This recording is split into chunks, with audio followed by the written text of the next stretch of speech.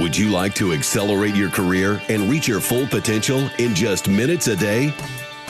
Welcome to the LEADx Show with New York Times best-selling author and Inc. 500 entrepreneur, Kevin Kruse. Hey everyone, Kevin Kruse here. Happy Friday. It's Fan Mail Friday on the LEADx Leadership Show. And I just got back from NASA, a very cool trip, which I'll talk a little bit about at the end of the show. Can you imagine making $9,781 per minute? Per minute? Almost $10,000 per minute. That is how much LeBron James is going to make now as an LA Laker. LeBron James is getting paid $154 million for 4 years. That's about $470,000 per game. Imagine you showed up to your office for the day and got paid $500,000. It'd be worth it, right?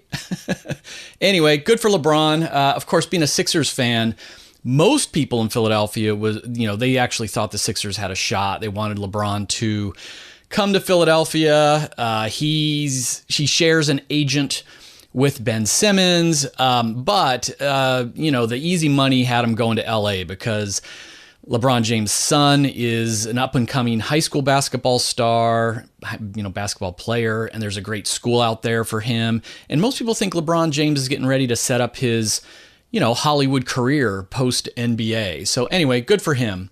Hey, in just a minute, I am going to answer some of your questions on how to eliminate bad habits, how to set your price as an entrepreneur, as a consultant. I'm going to talk about some insights into the power of failure, understanding your failures. Like I mentioned, I'll talk a little bit more about my trip to NASA, which was, pretty mind-blowing. But first, I need to remind you, if you like the show, if you think you might like me, the best favor you can do for me is just go onto iTunes and leave a quick rating for the LEADx Leadership Show. It takes, less than a minute to do. I just got an email from someone that goes by Stormy67. I'm guessing 67 is the year Stormy was born because I have some handles with 67 as well. Anyway, Stormy67 said, a quick email to say that I left a review following this morning's podcast number 280 with Jeremy Ryan. Some really useful tips concerning the use of LinkedIn. And because Stormy67 left that iTunes review and let us know via email, we sent Stormy67 a link to our private group on Facebook where we're going back and forth on interesting topics. I keep asking questions or advice about different things related to growing the company LEADx. And when people respond, I give away tons of books. We've literally given away dozens and dozens of books this year. I just, no cost. I just ship them in the mail kind of thing. So if you want to get part of this group and hang with the cool kids, leave a review on iTunes, send an email to info@leadx.org, and we will invite you into that group. And before I get to the questions, I just want to let everybody know that we're hiring. I'm looking for 2 senior level people who will be reporting to me. One is a CTO, Chief Technology Officer, or VP of Engineering, kind of a dual role. And the other is a head of marketing.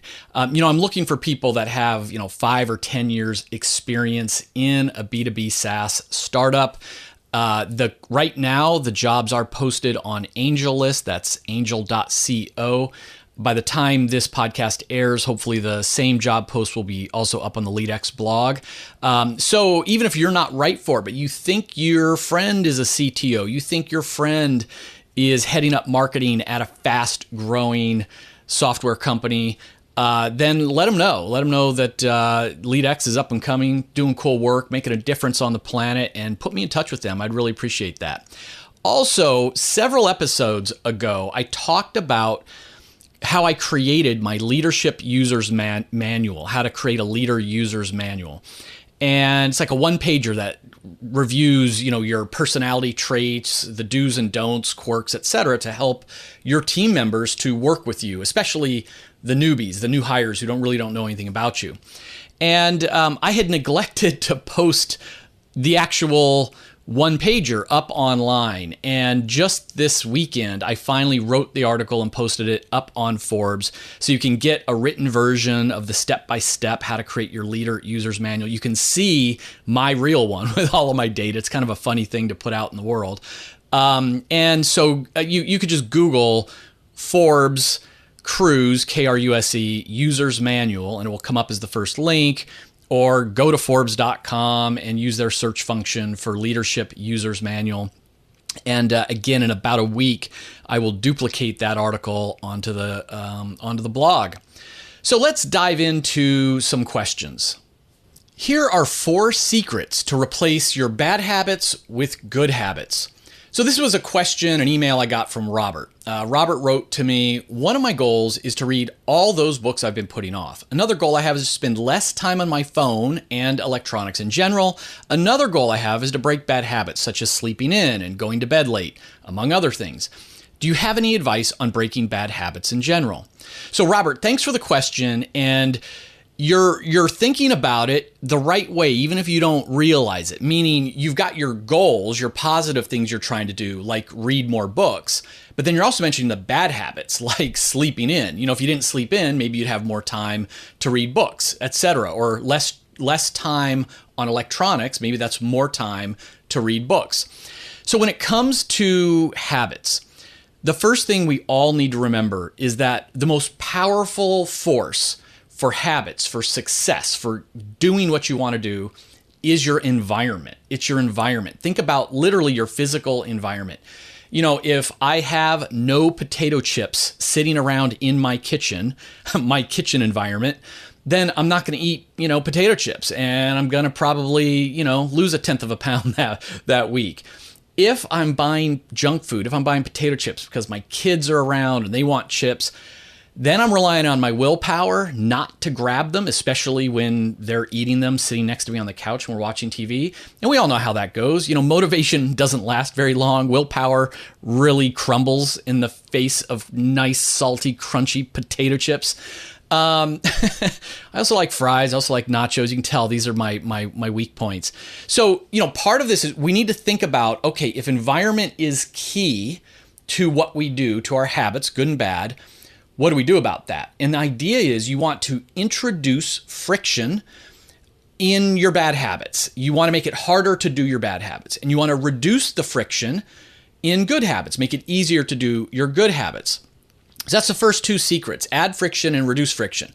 So let's say, adding friction to bad habits. So Robert talks about, he's spending too much time on his phone, too much time on electronics. And, this is a very common problem these days. And indeed, myself, earlier this year, I thought, okay, you know what? Like, even in these 1 minute, 3 minute, 5 minute pockets of time, if I could be reading a book instead of surfing Facebook, they would both be relaxing. They both count for my relaxing, recharging time, but one's also a little more nourishing for my brain than the other. So how did I add friction to my bad social media practices? Well, it was really simple. I just moved all of the icons for Facebook, for Instagram, for Twitter, from my home screen on my iPhone to like 6 panels back. So I now have to swipe, 1, 2, 3, 4, 5, 6 to get to them. It's not a lot of friction, and I probably still use them too much. And of course, I justify it by saying, I got to keep in touch with the fans and the listeners and all that. But at least I'm not doing the automatic open up my phone. I see 1 tap away is the Facebook stream. 1 tap away is the Twitter feed. Instead, I have to be mindful about it. I have to think like, okay, to get to one of those apps, I got to go find it. And there's just that pause. And sometimes that's all it takes. So I added friction in the way of just moving deeper down into the iPhone menus, my social media apps. Now, how do I reduce friction for the good habits? So if I want to read more, one of the things I did was I moved the Kindle app on my phone onto the first screen upper left position. So the number 1 position app is Kindle. So I'm always going to see it. That's a trigger that's capturing my attention, and it's only 1 tap away. Now, I've done similar things. So Robert, like if you want to really focus on reading, and maybe you're not into the Kindle, you can do the same thing with physical books. I like to have, several books going at the same time. And one thing I'll do is I'll put a physical book on my nightstand up by my bed. I'll put another one down on the coffee table. Now, why am I doing that? So when I'm going to bed, if I'm trying to relax, and again, we're not supposed to be using our electronic devices, within an hour or so before going to bed, but we are often tempted as a way to unwind or whatever. But if there's a book sitting right there, then it's just as easy to grab and open the book as it is to open the iPhone. If the book was downstairs in my office or on a shelf somewhere or in my briefcase, there'd be too much friction to go get it. But I see it, that's the trigger, it's right there, and I grab it. Coffee tables, because in the morning, what I call the anchor habit. So this is a secret number 3. My anchor habit is a cup of coffee. Before I go to bed at night, I'm prepping that coffee maker. I look forward to that cup of coffee. I need that cup of coffee. And I grab the cup of coffee and I sit on the couch. Well, there's another book on that coffee table. So instead of spending 20 minutes reading Facebook or diving into work emails, I grab the book that's right there instead. So we talk about add friction for the bad habits, reduce friction for the good habits, and then tie a new habit to one of your already existing anchor habits. This is how I started taking vitamins consistently. I had been on and off, but now I leave them out on the counter next to the coffee pot. I leave an empty water bottle next to the coffee pot. So in the morning, as I'm doing that coffee, I'm filling up my water bottle for the morning or half the morning. I'm gobbling down, the vitamins, and then moving over to sit down, and there's always the book. And then the last secret, the fourth big secret is, and this is harder to do sometimes, but if you really want something to stick, you really need to start a new good habit that's going to be hard. You have to get an accountability partner. Now, it might be a family member that just yells at you if you haven't done your habit.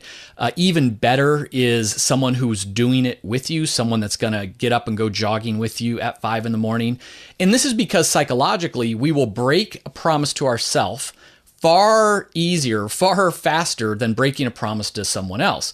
So, if I want to start jogging every morning at 5:30, well, when that alarm goes off at 5:25, I'm going to just do myself in and be like, hit the snooze. Oh, I'll jog tonight instead.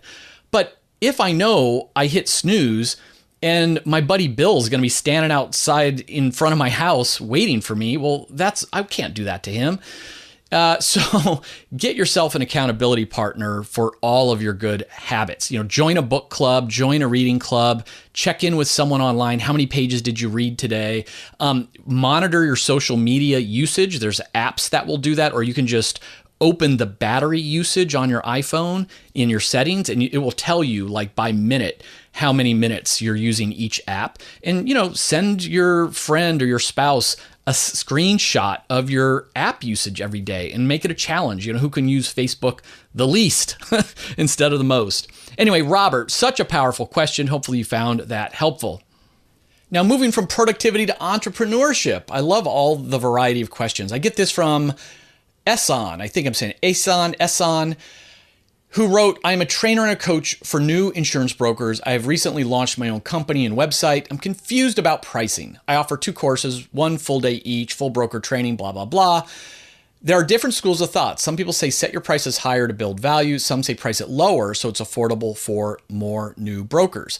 In Selling the Invisible book, a great book, by the way, the author recommends never to position your price in the middle.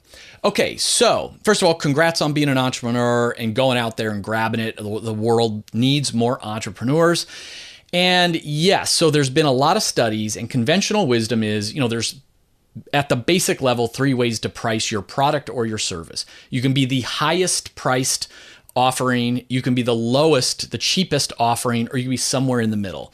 And most research studies show that the middle pricing is the worst. People either want to buy high quality and prestige and don't really think about money, so they go to the high one, or people are very cost conscious, whether it's just because they have no money or whether that's just their psychology. So they tend to not care about quality, not care about features, not care about service, and they just buy cheap. There's some people that are somewhere in the middle, but that's the smallest group. So go high or go low. Now, having said that, when it comes to consulting, training, most entrepreneurs and most companies, to be honest, A more advanced way to think about this is a pricing ladder, or what I call the value ladder. Now, I've got an entire course on pricing in the LEADx Academy. So this is another plug for most affordable success tool you can get. Is a monthly subscription to the LEADx Academy at leadx.org. I've got an entire course on how to price your services.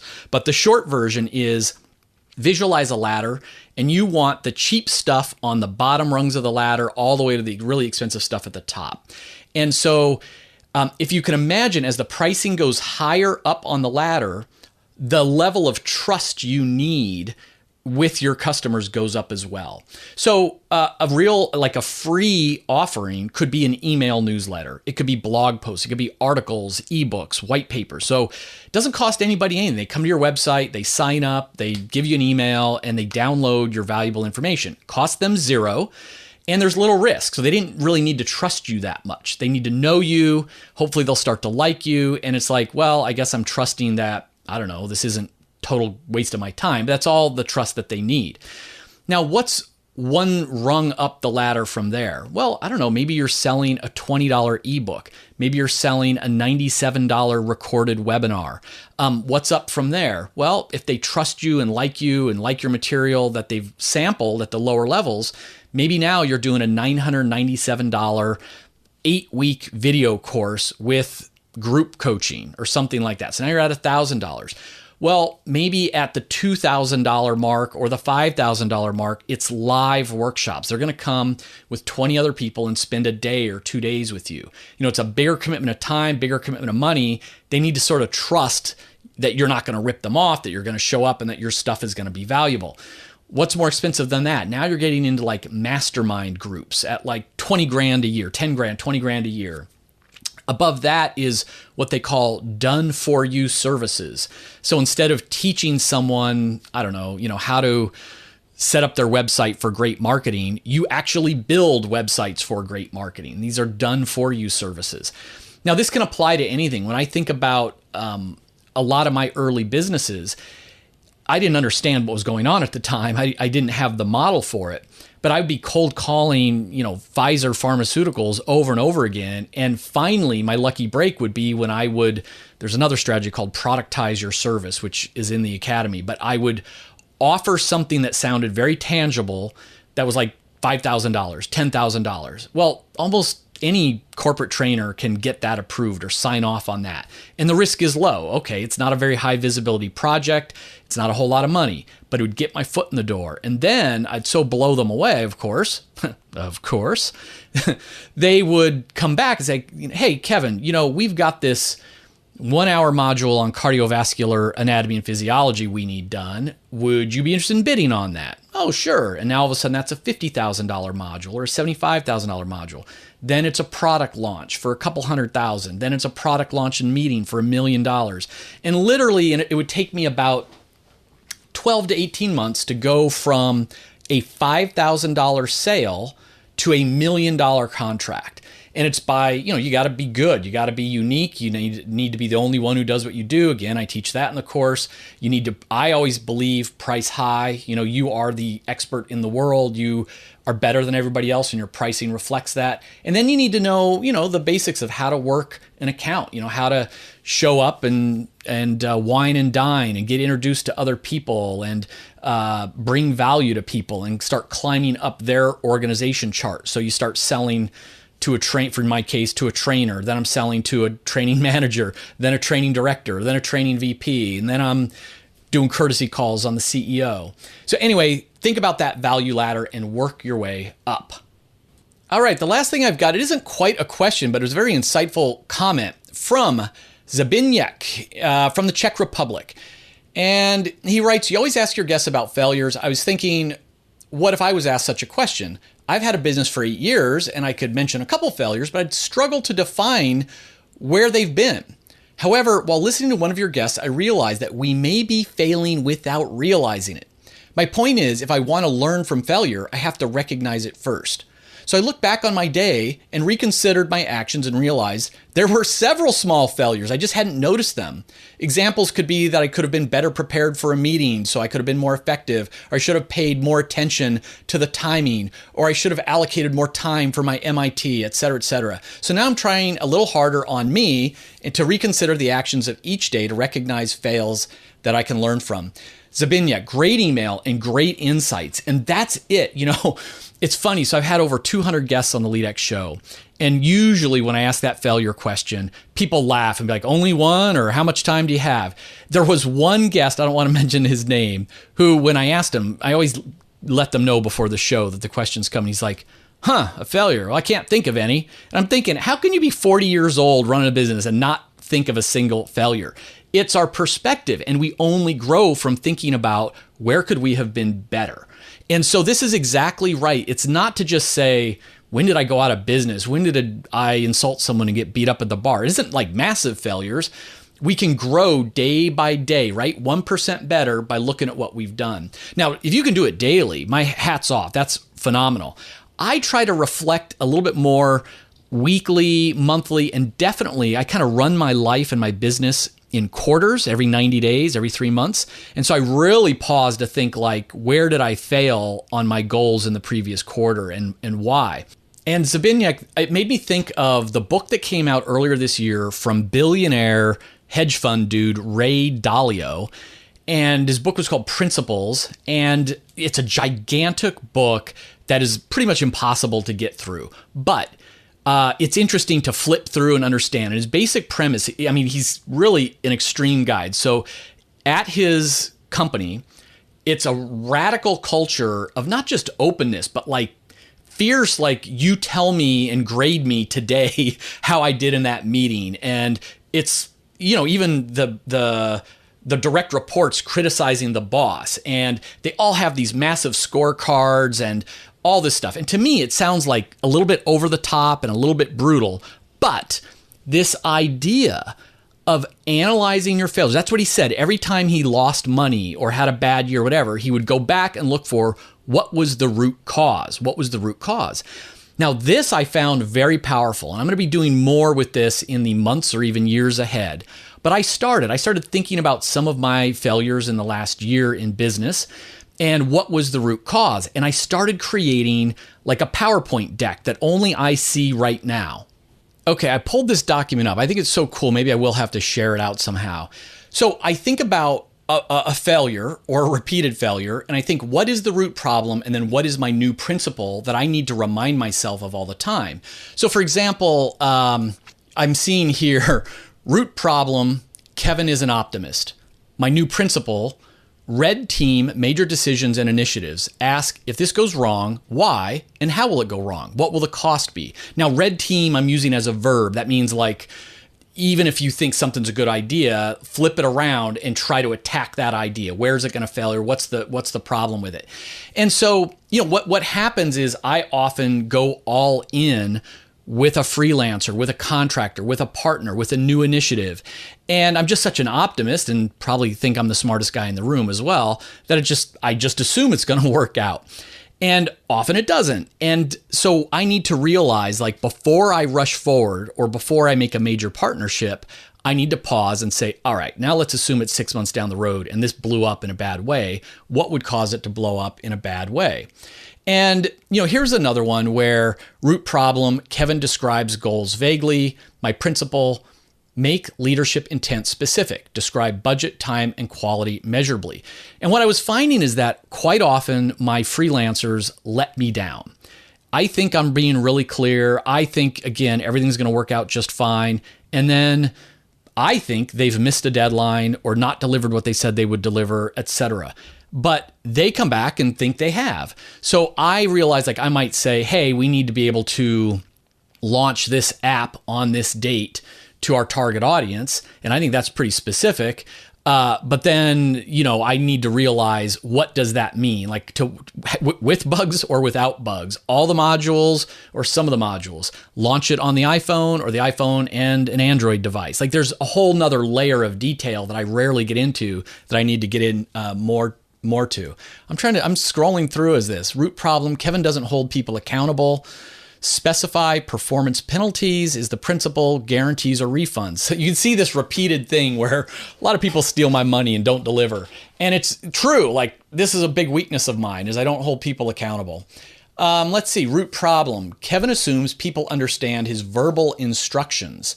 Principle, ask what they heard and or, if important, put it in writing. Now, this is a bigger problem on my team. So if I'm talking to someone out loud on my team, they're nodding, they're saying yes, they're scribbling some things. I think they get it. And then they don't do what I'm expecting them to do. And when I ask them about it, what they heard or what they thought I wanted was not what I thought I communicated. Now, if I had done a check and said, hey, what did you just hear me say? Or what do you think you're delivering next week? We could verbally check it right then and there. Or I could just ask them, hey, can you push back the meeting notes and highlight the action items? Anyway, so didn't mean to go quite on that long of a rant, but dang, that was such an insightful thing that we will only get better when we look for and find our areas to get better, our micro failures. And then in my case, I'm trying to come up with like, what are the worst ones? What are the repeatable patterns? And what's a principle that I can remind myself with? Okay, last thing, I want to just give a big thanks to NASA and SpaceX because they invited me and about, 25 other, we're not journalists, just social media people, I guess online influencers they were looking for. We spent 2 days with at the Kennedy Space Center down outside of Orlando and down in Florida. And it was mind-blowing. Now, I like science and I grew up loving Star Trek and of course Star Wars and all that, but I'm not a huge space geek. So I kind of felt like the opportunity was wasted, but I think it's part of their attempt to just get more uneducated people educated about science. And, basically what I was down there for is, above the Earth right now is the International Space Station. And my facts are going to be a little bit wrong, but basically it's huge. It's like the size of a football field, circling the globe 12 times a day. And there's 6 humans up there running all kinds of experiments. And the humans get swapped out every now and then, but more frequently they need to shoot rockets up to resupply it with both food and things like that the astronauts need, but then also new science experiments. So what was going to be, what I saw was a Falcon 9 rocket, which was made by Elon Musk's company SpaceX.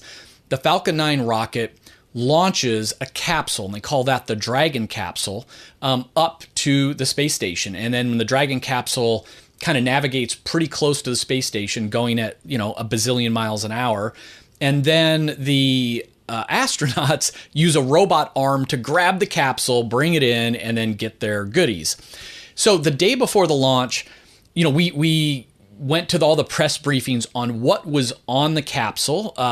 There was a lot of cool stuff. There's an experiment that's that can shoot photographs in real time of the Earth as it spins over and can see the hot spots in farmland and forests and things. And it can be used to tell farmers how to direct the watering of their crops, all this kind of crazy stuff. There's all sorts of cancer curing experiments going on that I could not understand what the scientists were saying, but go curing cancer. Well, I'm rooting for you. And then for me, the coolest thing was this thing called Simon, CIMON. It's a German group. It's basically the first AI robot, AI chatbot that's in space. And it's a white globe about the size of a beach ball. And because there's, no gravity, low gravity, it floats. And then they've got it configured with these little propellers so that when the astronaut calls out to Simon, it can float itself over to the astronaut and then have a conversation with the astronaut. They are using, and here's where I'm excited, IBM Watson. That's the same technology we are using to power Coach Amanda, the world's first executive coach, built by IBM Watson, built with IBM Watson. Come on, not by IBM Watson, it's by LEADx. So this is really cool. This whole idea of conversational learning. You're going to hear me talking more and more about it. Having these little robots, they can be in your phone or they can be a physical device, navigate to talk to you. That was really, really cool. We toured the Veggie Lab. They're doing a lot of work to figure out how to grow things like lettuce up in space, and partly for just variety and having, good food that astronauts want to eat rather than all the freeze-dried stuff. But it's mainly to give them nutrients, vitamins that they need. And everybody's working on this vision to get to Mars. So when we go to Mars, it's going to take the journey is about 6 to 8 months to get from Earth to Mars. And then they say we're going to quote unquote camp on Mars probably for 3 to 6 months. Then we need to spend another 6 to 8 months flying back from Mars to Earth. And how do you feed astronauts for that long a period of time? And I said, well, can't you just send some vitamins? I've got a pretty good vegan protein shake. You want the recipe? And they said the problem is that vitamins degrade. So when you're talking about a 2-year journey, a 3-year journey, supplements won't cut it. You need to be able to grow your own food to get like the vitamin C and all that other stuff. So I thought that was interesting. Also, we're going to have enough fuel to land on Mars, but then we're going to be out of fuel. How do we get fuel for the rocket ship to come back from Mars? And they figured out that if they can mine on Mars water, there is water on Mars, and some of the elements in the Mars soil, they can combine them and make hydrogen fuel or something like that. Again, I'm not the science guy. I skipped chemistry in high school, true story. So kids, go take your chemistry class. It's going to be important. So that was another lab where they'd recreated like the Marsscape, and they were experimenting with different robots that could mine the dirt and then working on how to turn the dirt with water into fuel. And you know how hard it would be to ship all kinds of building materials to build a base on Mars. Well, instead of shipping material there, it's so expensive, to shoot all these rockets out. They want to do what we did in the old days, like take dirt and water and make like bricks out of it so we can build really strong material. And they figured out a recipe where they've got this giant 3D printer that turns the Mars soil into cement blocks, kind of like Lego blocks, but it's as strong as cement. So they've made some progress, but it's really slow. I think they can make 3 blocks an hour or a day or whatever. They said they need to go 100 times faster than that. So it was just really fascinating stuff. Everybody's talking, they're single focused. Everybody's talking about the big, hairy, audacious goal, get to Mars and back.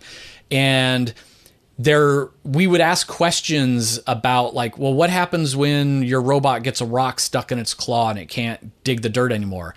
And they would say things like, yeah, we anticipate that's going to be a problem. We're going to have to solve that. And unlike most people who it's like, well, that's never going to work. It's going to get stuck in the rocks. Or what if a rock breaks it? I ain't going to Mars. They were just nonchalant.